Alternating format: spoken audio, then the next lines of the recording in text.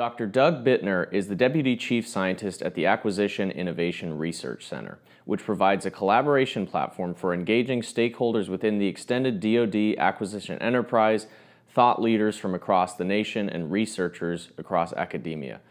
Buettner worked in the Pentagon for the Acquisition Policy Analysis Center, performing analytical studies directly for the Undersecretary of Defense for Acquisition Technology and Logistics. Buettner was also a consultant for NASA's Jet Propulsion Laboratory, helping to build JPL's initial aerogel fabrication facility. He also spent 20 years with the Aerospace Corporation, where he was the Flight Software Systems Director and formed a new department that steered the software acquisition for multiple spacecraft payloads, the Space Vehicle Bus, and ground test simulators in support of an acquisition category program for the Space Systems Command.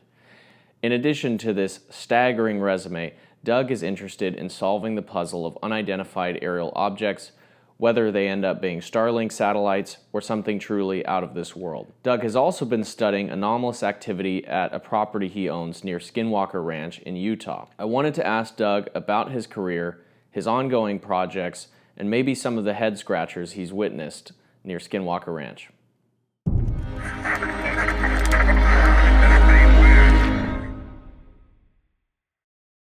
Stuff, Doug. Thanks for taking the time to be with me here today. First question right out of the gate. You know, I did a deep dive into your background. I was trying to figure out, you know, at what point you worked where and got sort of lost. So I'd rather hear it from the horse's mouth. We start from the beginning. How did you get into the aerospace industry? Was it something you knew you wanted to do for a long time growing up, or how'd you fall into it? I'm one of those kids that remembers watching astronauts walking on the moon. Okay. And, wow, okay. and as a kid, I still remember, and I wanted to be an astronaut. I never quite did it, but I've done a lot of other fun stuff in the process. Right. So I guess it's one of those things where you're told, or I'm sure you've seen the saying, you know, if you shoot for the moon, you can still miss and hit the stars. It's the same kind of thing. You know, it's just, I've been able to, I would say, use that interest in space from just a little kid. I mean, you can ask any of my family, people that I grew up with, they all knew I wanted to be an astronaut, and that's where I was headed. So spent a couple of years at Bosch University in astrophysics, transferred back to Oregon State, working on physics degree. And in so doing, after I got my bachelor's, I had the opportunity of working on the project that literally became the NASA Stardust mission, and was working with JPL. I had a NASA student research grant for a year. It just so happened the way things rolled out, when the NASA student research grant got confirmed, i.e. Oregon State had the money from JPL for a grad student, it was too late for me to enroll during the normal graduate acceptance process. So they had me do a post-bac. So I spent 1 year as a post-bac in geology. And, you know, when I came out with my physics degree, I had a 2.92 GPA.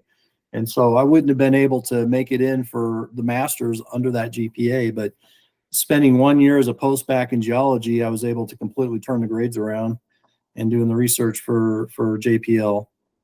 So then I spent a couple of years as doing actually the same research, but the physics department had me as a master's, in physics. And so I did the project. And then after that, Dr. S.O.A.P at JPL invited me down to build their autoclave for making space qualified aerogel for comet dust retrieval. And fundamentally, it was supposed to be just a prototype laboratory. Well, they never built another one for a number of years, and they ended up using most of the same laboratory for the actual Stardust mission. And so I had the aerogel we made out of that has been on the first micro rover. They called it Sojourner. You've probably seen it. It's a little thing, right? Yep. Well, it's probably about yay big, but yeah, we had aerogel on that as insulation because it was very low density, lightweight, and it could do a really good job insulating the electronics. And then actually all the rovers they put up after that has aerogel on it for insulation somehow. And they also used it for capturing debris around the space station, around the Mir space station. But fundamentally, we were always after that comet retrieval and comet dust retrieval. So when Dr. So was writing proposals, he said he had like 13 different proposals for different missions, and finally got Stardust selected at number 13. And so we were able to, he then came back to me as a kind of support. I was off working DoD industry after that point. And then various jobs here and there, including being a candy man in North Dakota, helping my dad out with a couple of his companies after I got laid off from one of the startups I was working. Got hired by the Aerospace Corporation, so I worked there for 20 years, and they funded my PhD in astronautical engineering. So, wow, that's really cool. Wearing a lot of different hats. Yeah, well, how you first came onto my radar, of course, was the SCU conference, which we were both at, and you're currently a board member of the SCU now. How did they come onto your radar, and what made you think that their sort of interests were in line with the projects that you were? Well, so how I got into UAPs. I'll go back a little bit. So, there's a story my mom tells about my grandfather actually seeing a spaceship with aliens running around it in Oregon. And so I'm going to go back to that in a second and tell you me identifying that. And then she also tells when she was a young lady, probably 7th grade or somewhere in there, she said she had seen, or maybe even earlier, she had seen a couple of orbs in the sky, and she was playing with a friend, and she's like, well, what's that? And she said, and I do this because people just laugh at it. She said they went and they just took off, and she said she couldn't explain it, but she knows they were, spaceships. And so there's a lot of sightings in Oregon, and that's, kind of where I was born and raised. And then when I went to aerospace, and I've heard that and other stories, and I've even been able to access some of our assets and see some of the imagery that we can get off our space satellites. First off, the Earth is not flat. Okay, I can guarantee you that. Confirmed. Confirmed. In fact, if you go look at my Twitter feed, I have even posted a NASA shirt. Earth is not flat. We checked, right? I can't believe that's a thing right now, but yeah. Anyways, don't get me started. But anyway, so I've seen also stuff. And anytime I see like Starlink satellites, or you see satellites will have a very specific. When they're in an orbit, it'll just track along almost a straight line. You're not going to see these funky, jaggy things that you see some videos have, and those definitely are not satellites. But as soon as I came out here to Utah, I came out here to work on the Sentinel program. It's the new ICBM that's being worked on. I started getting interested in the Secret of Skinwalker Ranch. Because it's here in Utah. I'm in Utah, and so then I ended up finding out Brandon Fugel was actually our landlord for our company's building. Yeah, he's got a lot of different properties out there. A lot of properties around here. In fact, so I contacted him. I says, "Yeah, I work for Aerospace Corporation up at Falcon Hill." He goes, "Yeah, I know all about Falcon Hill," and I found out later he was our landlord.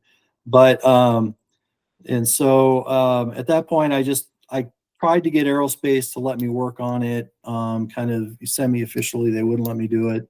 So I was behind the scenes, kind of, sending emails off to Eric and different things I was thinking.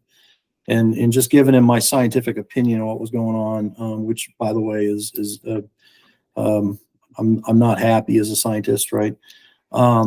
So one of the things I did is I started looking around there, had notified or talked to Ryan, or identified, I should say, Space Wolf Ranch, or Space Wolf, and then he's got a ranch, Ryan Barnes. And so I was talking to Ryan. He was interested potentially in my doing something out there, and something else came up, and he decided not to do it. I would say now we're actually talking again, and we may do something together.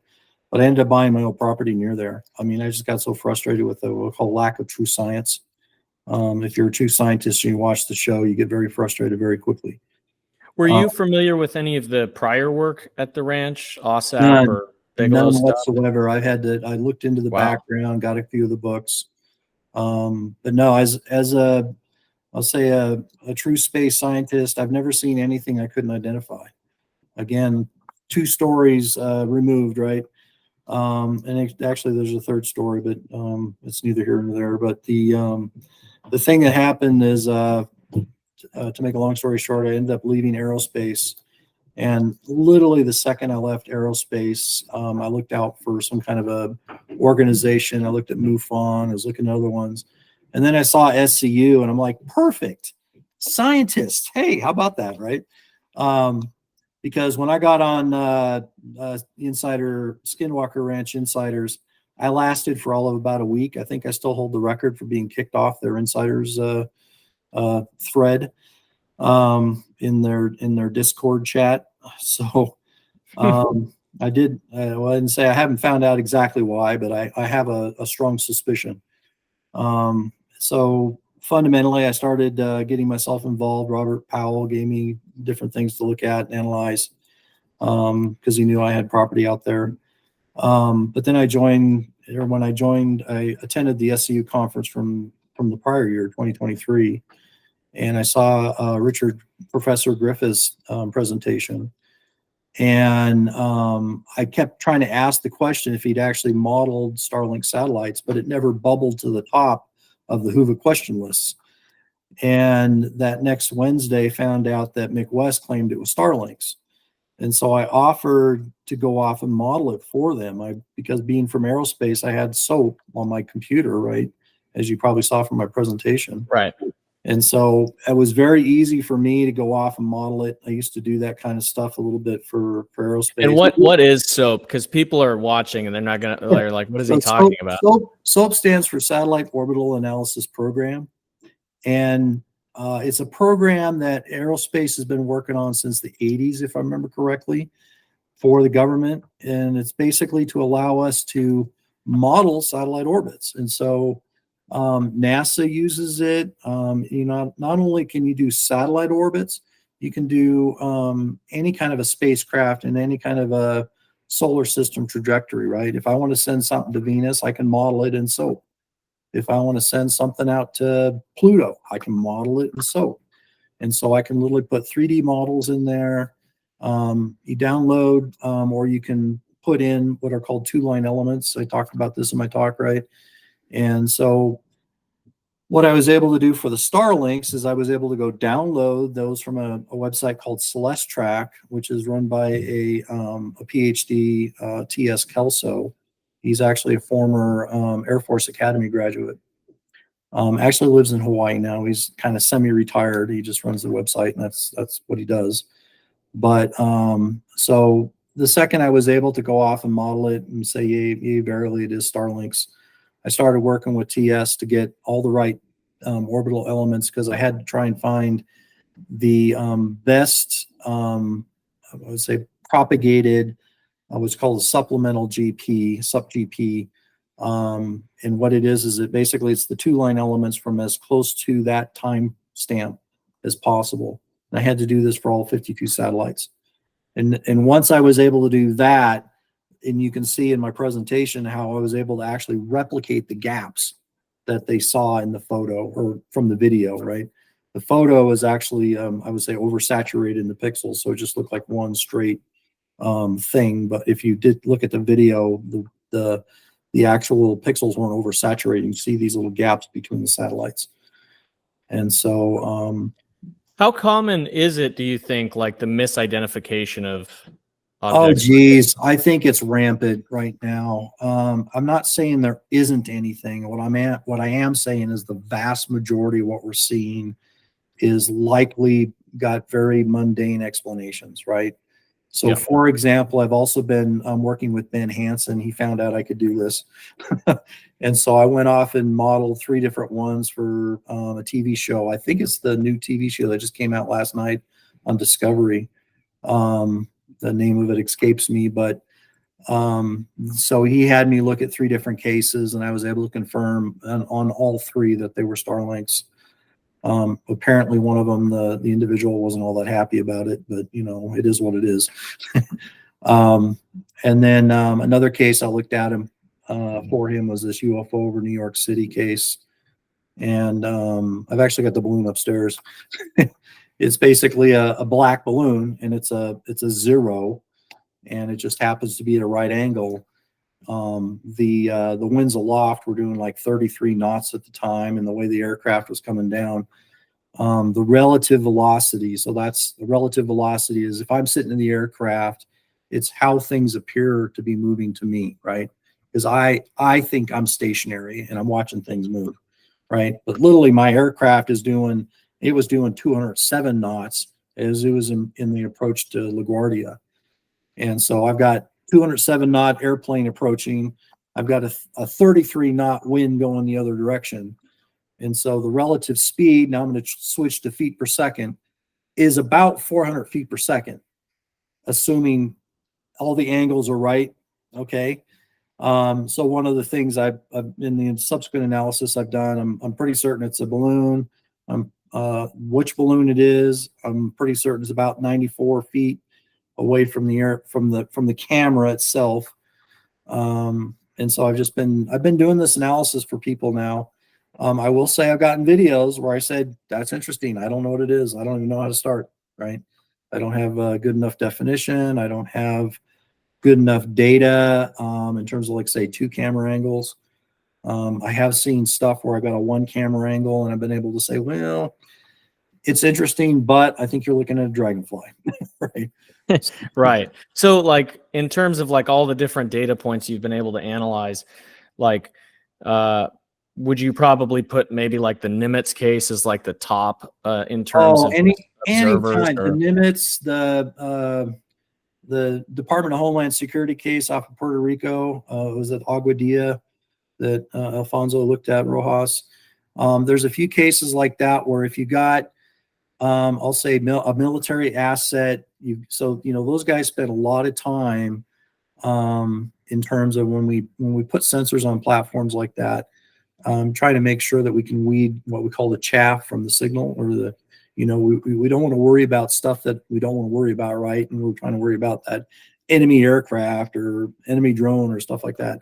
They spend a lot of time getting those sensor systems to where they can pick that stuff out. And so when you have a military asset picking stuff up that they can't explain, then that to me is extremely interesting, especially when we get our hands on the data. And fortunately now the Pentagon is starting to provide a little bit more of that, so you can see those kinds of things, right? Well, and going back to what you had mentioned earlier about how you had tried to get some maybe funding or broader scientific attention to some of the things you wanted to go after, and there's still that stigma around it.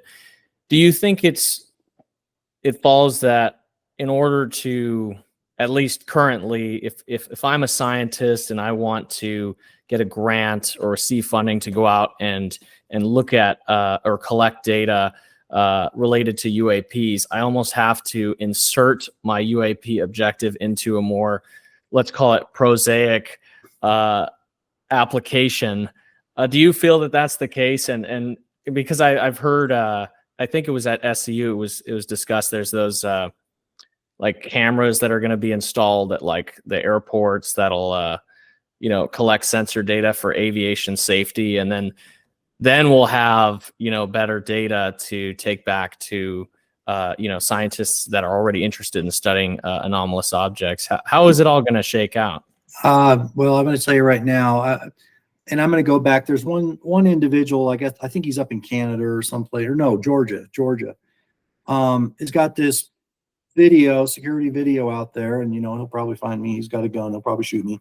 But I look at it, and I'm like, so mechanical engineering department is where I currently work at the University of Utah, teaching space mission engineering, and besides my day job. I could very easily have a student go, I could tell them, okay, I want you to take a security video. I want you to create a CAD model for me. Okay, I want you to watch what he did. I want you to create a CAD model for me.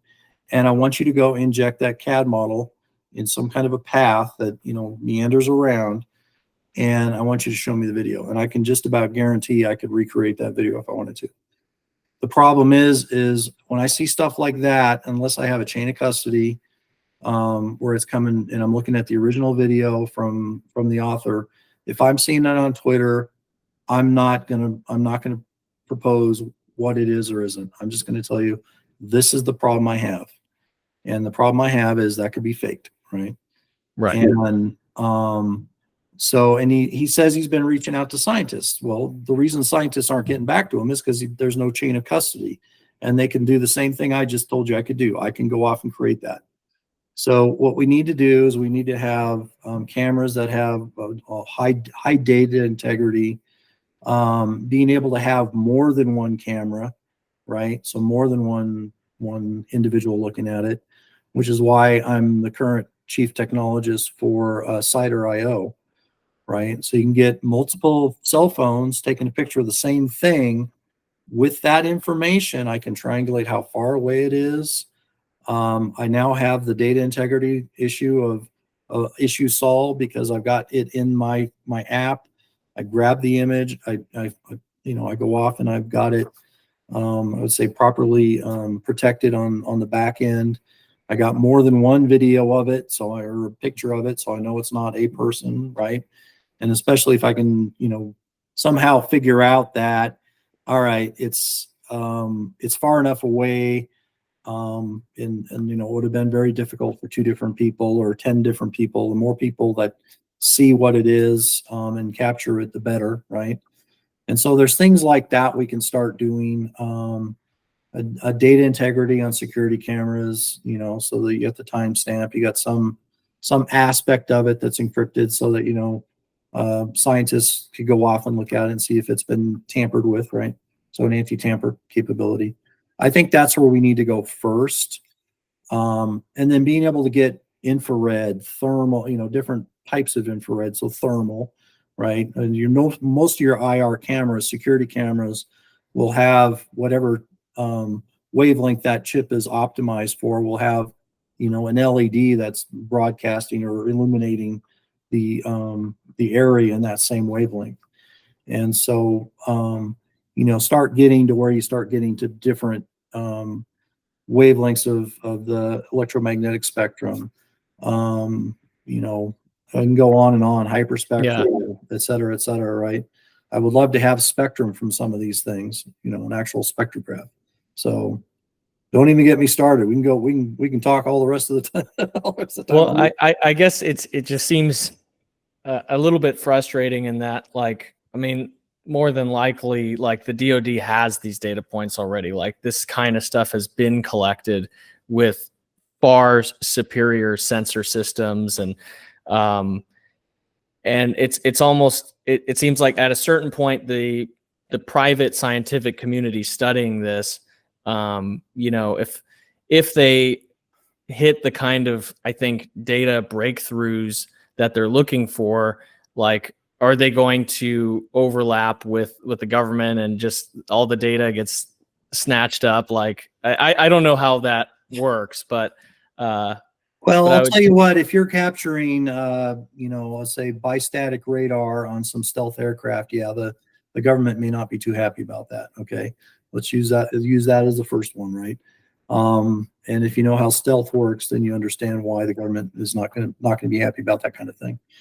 I live right by Hill Air Force Base. I got F-35s flying over my house all the time, right?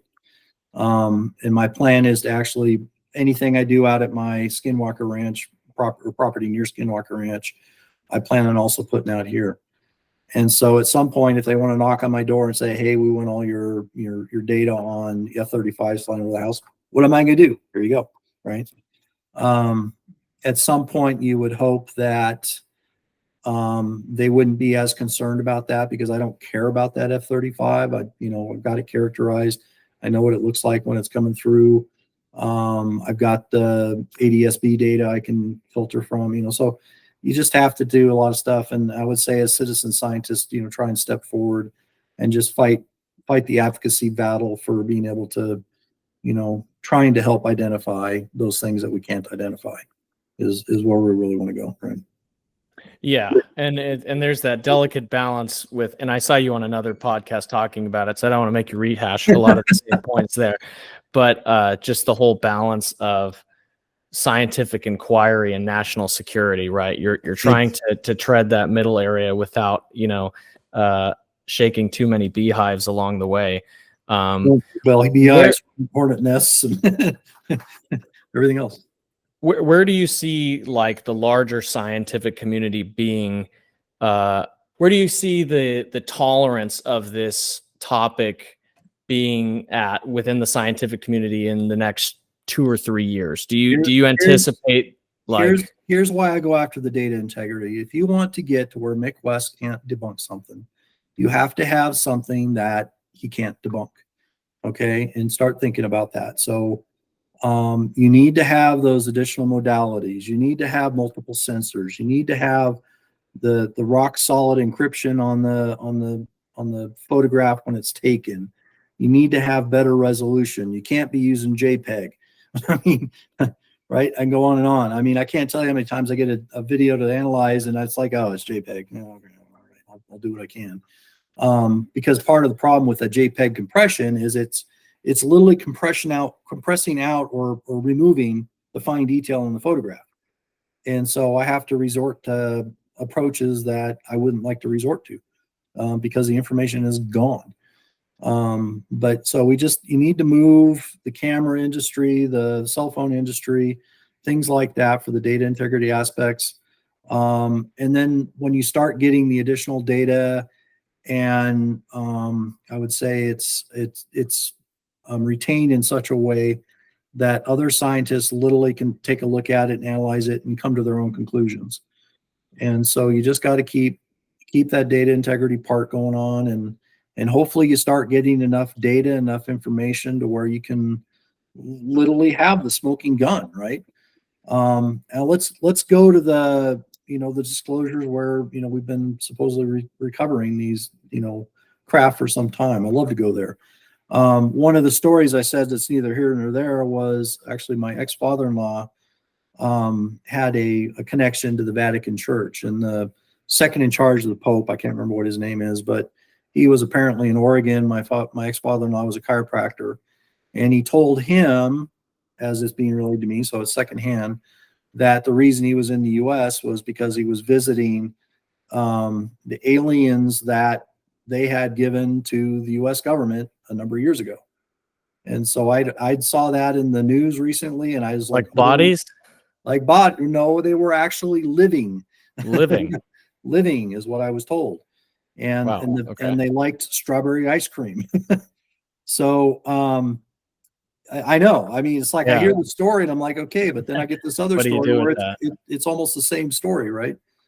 So, I mean, if we've recovered biologics and they've been alive and we've been keeping them alive and they like strawberries and strawberry ice cream, great. But at some point, I've talked on this subject before. Frankly, I think what you need to do is you need to take the craft aspect of it, and that becomes still military protected stuff. And the reason for that, I'll just reiterate it again here, is because, we're in basically, and it's a Mexican standoff.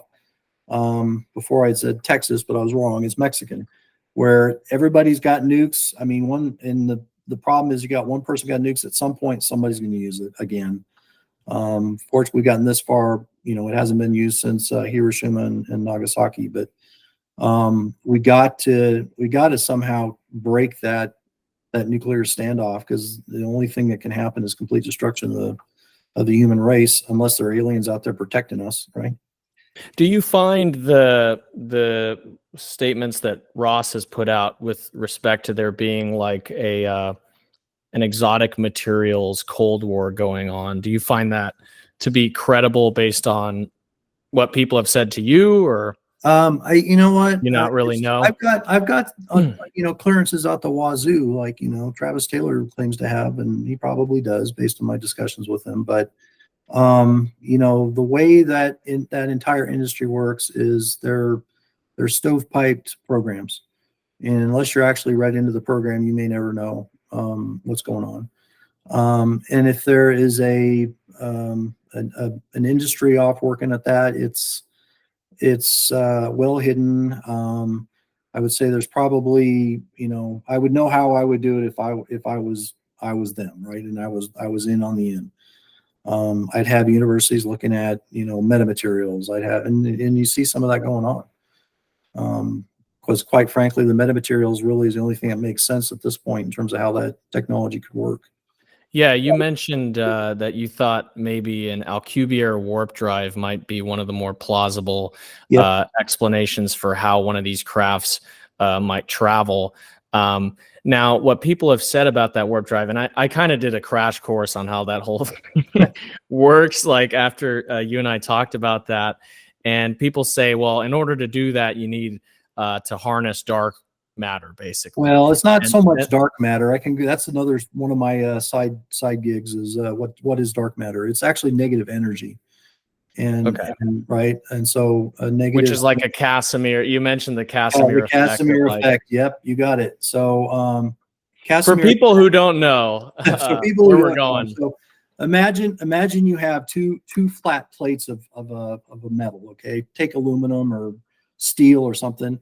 Okay, and what you do is you can press them together to where they're like very, very close, and you can say, well, okay, I've literally, and I've got some kind of an enclosure around it, a Faraday cage, and you think there should be absolutely no radiation in this gap. Well, believe it or not, there is. Okay, and it's basically vacuum energy. It's at the vacuum level, you can have little particles that show up and pop into existence and then pop out of existence. Just fascinating stuff. And a good particle physicist friend of mine, he talks about it's like a boiling ocean, if you will, right down at that very, very tiny sizes. And the thing is if you could figure out a way to tap into that effect and somewhat efficiently, then you can create a negative energy density. And then you'll create a positive energy. So anything that pops into existence, you're going to have a positive and a negative, and so it can pop that back out of existence. And so it's being able to tap into the physics that if we can tap into it, forget fossil fuels, forget anything we worry about in batteries. You should be able to solve a lot of our energy problems if you can efficiently tap into that. Yeah, and I think that's maybe one of the faulty assumptions that some people have when they look at these cases, and they think there's no way that could be possible. In Einstein's physics, there's no way something like that can exist and travel as fast as it can. And I guess that's the main point of Alcubierre's paper, whether or not this is actually what we're seeing, is that it is theoretically possible if you control for all of these different things. It's basically, he basically showed Star Trek. A warp drive is what he was able to show. And so through the years, you've had people, another guy by the name of White, his first name escapes me. So if you go look up a White Alcubierre warp drive, you'll see he's got an improvement on it, right? And so I would say as time has gone on since Miguel Alcubierre's original paper, we've been able to tweak the mathematics to say, hey, what about this case, or what about this case? The most recent one that's been hitting the news is apparently there's like a warping or a different effect where it's not even as bad as the White Alcubierre drive. And so we keep playing with the mathematics that says it's possible, and we're finding that maybe it is possible. So yeah, I think I'm really excited to see kind of what SEU is able to research as far as that.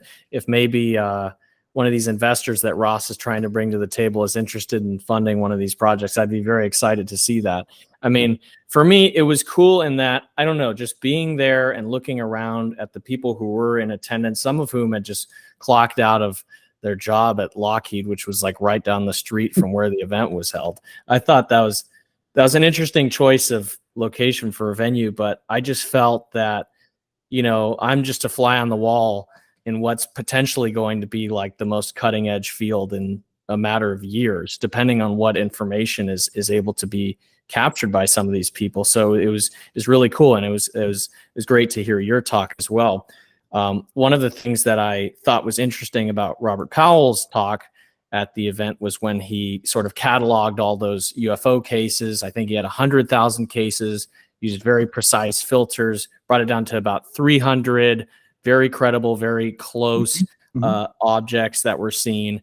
And in the case of the four, I think, most common shapes that were observed, only the triangles don't have any kind of EMF signature that the other ones do. There's not this interference going on, and they show up around like the late 70s, right?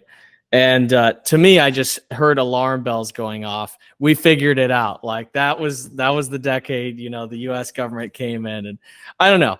That was just one of my thoughts on that. But insofar as people are able to work on that now and maybe introduce a new like novel power device or propulsion system, I'm definitely excited to see where it goes. And you know, just beyond the Alcubierres, there's also the potential for, you know, wormholes.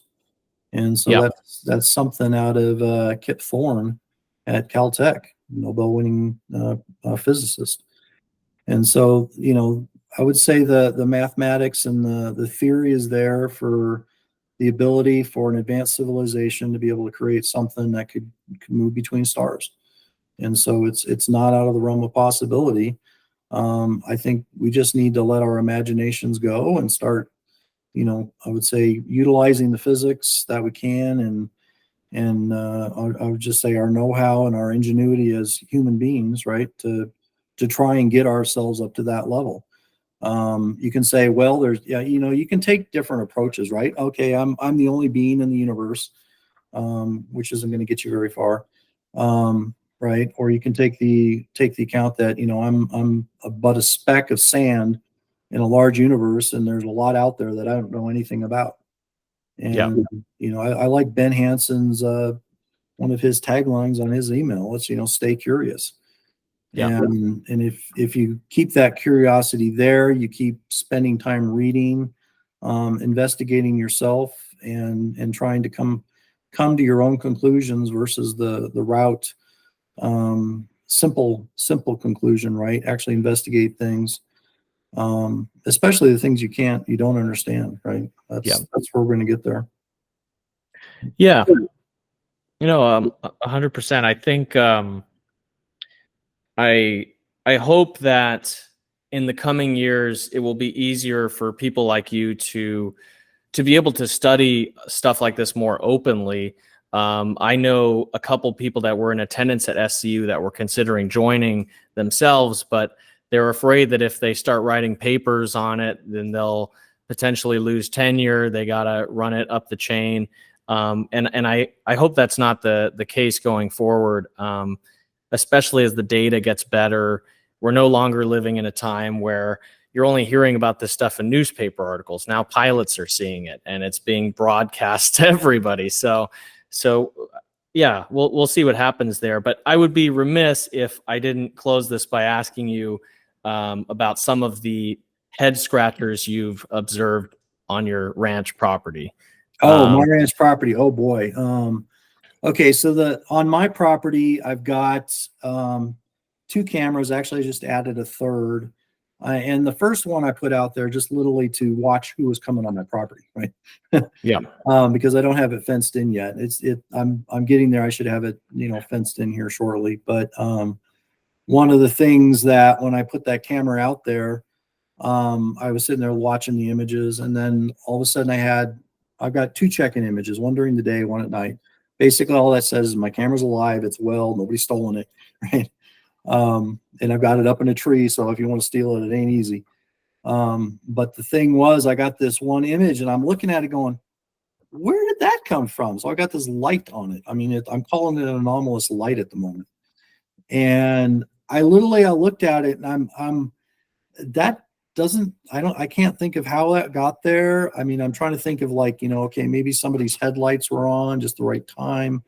and it was reflecting. But if you look at it, it doesn't look like it's there's no reason for it to be there. Any other image I've ever taken at that time has never seen anything in that same spot. But it was pretty bright then. It pegged the pixels. My pixels were saturated across it. I did a histogram on it. And so, as I mentioned, I used to do image analysis for the Air Force out at Schriever. And so one of the things, as well as JPL when I was there, but one of the things I did was I said, okay, let's see exactly where it is. So what I did is I took the next nighttime image as well as the daytime image that next morning. And then, so the nighttime image obviously would show that, well, okay, there's nothing there the next night where it was light. So it wasn't a light from anything I could see. There was nobody out there with a flashlight. I did a difference between the images, and it shows up as something that's just below a little trailer. And my neighbor, and it's over on my neighbor's side, so it's not on my property. It's kind of off on his property. And he's got, it looked like a pile of grass or some kind of a junk behind it, the trailer, and then it's kind of off to the side a little bit. And then if you look closely, you can see two specular reflection dots, one coming off of a gate, it looks like, and then another one coming off that pile from behind. So it looks like it's like in the air. And I showed this to Jay Stratton before the conference, and Jay looked at it, he goes, it looks like you caught an orb. And I told him, I'm calling it a light anomaly at the moment. I'm not calling it an orb. But I've got one image. That's it. My wife thought she saw something in the grass one time, but my neighbor has a one-eyed cat, and so we're pretty suspicious that what she saw was the one-eyed cat. But what I saw in terms of how much it's pegging the sensor and everything else, there's no way it's a cat. And plus, I would have seen the rest of the cat in the image as well. So. That's the only anomalous thing that I've witnessed on my property out there. I have been on the ATV tour that Jody does from UFO Valley. So you actually can go above Skinwalker Ranch, and she does a fabulous job with the ATV tour. And you can go to that Indian area above the ranch. I can't remember what they call it. It's like a circle with stones around it. And so there's just, really good tour she gives. I've been up there. I brought my radiation detector, didn't see any anomalous radiation, so I'm good. I also went out to the property that was sitting right by Space Wolf. Ryan Barnes has a neighbor. And so I went out there and never really witnessed anything anomalous. But I will say, and you have people talking about the Hitchhiker Effect, right? And yeah, I was gonna say, are you protecting yourself? The only thing that both my wife and I witnessed when we came back, for absolutely no reason, our TV set turned on, and it happened twice. Neither of us were in the room when it did it. She said there was one time she was in the kitchen when it did it. For me, I was in the bedroom and she was downstairs, and I know she was. I heard it pop on. I was like, what the heck? Did she come upstairs? And I walked out there, and the TV set's on and she's still downstairs. And so for that hitchhiker effect, that's the only thing I can attribute to any kind of a hitchhiker effect. And I can't, the thing is, I can't also rule out any other potential cause. Right. Yeah, my dad and I had really wanted to make a trek out there and check out that area, but I think after having read the S.O.A.P book with Colm Kelleher, I just don't know if I want werewolves showing up out front of my house or anything like that. And yeah, I remember, because when I was talking to I can't remember, I think it was Jay's wife, Michelle, about both her and her son, and then apparently other kids at school had seen this, werewolf type, a dire wolf or whatever the heck it was. Jay's family? Yes, Jay Stratton's family. Wow. And apparently Jay had seen it and didn't tell his wife or his family that he'd seen something.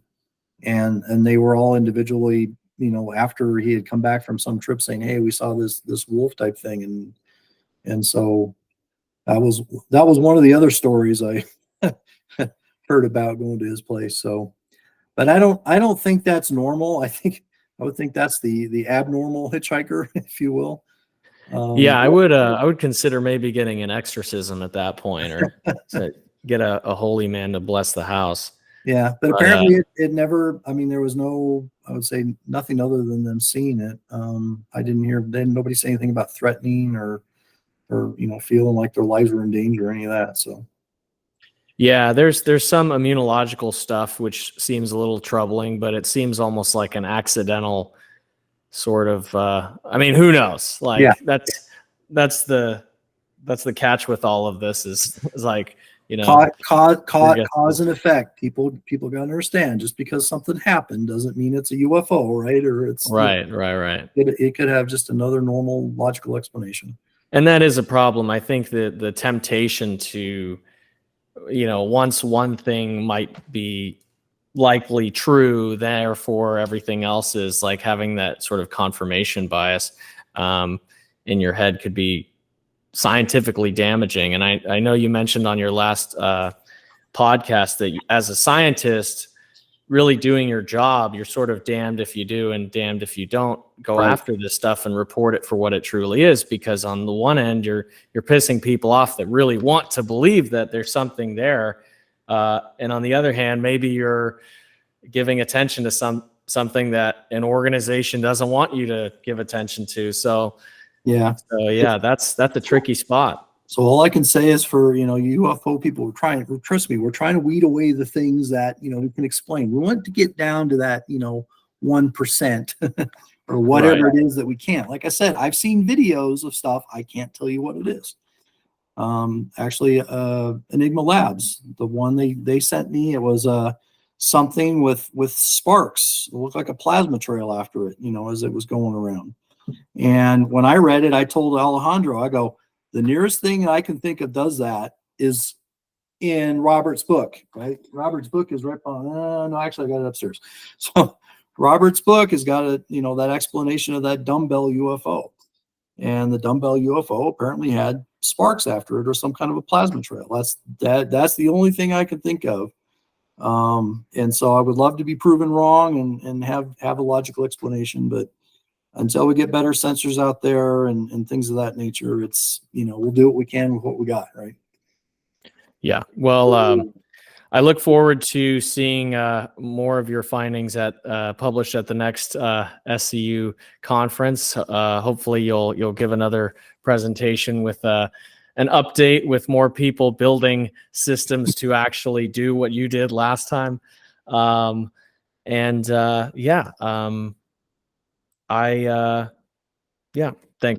again, Doug. No, appreciate it, Aaron. Definitely always a pleasure to do these and kind of give everybody a little of my background. And just to add on, somebody asked me why I'm doing this, and as literally I go, because I can. Right?